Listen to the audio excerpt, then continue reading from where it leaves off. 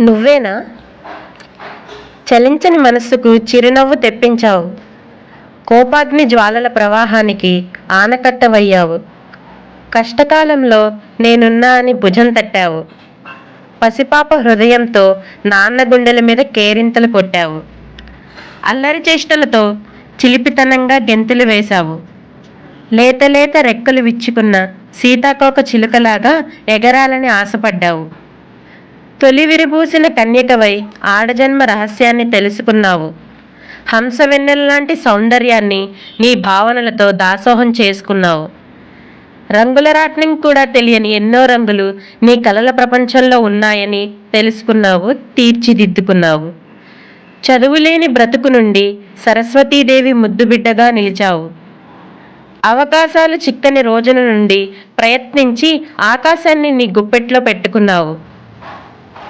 కుటుంబ బాధ్యత విషయంలో శివగామివై శంఖం పూరించావు. భర్తకి అన్నిటిలో వెన్నెముకవై నిలిచి భార్యామణి గొప్పతనాన్ని చాటుకున్నావు. అమ్మ పిలుపు వినగానే తనువు చెలించి లోకాన్ని సైతం మరిచావు. రేగిముళ్ళలాంటి మనుషుల మధ్య రెపరెపలాడే జెండావై భరతమాతకి గర్వకారణంగా నిలిచావు. కంటి రెప్పకి కూడా తెలియని కాళికాదేవిని నీ మరో రూపంలో దాచుకున్నావు. నీరులేని వృద్ధాప్యంలో ఎండమావిగా భావించి శ్వాస వదిలావు. Hats of.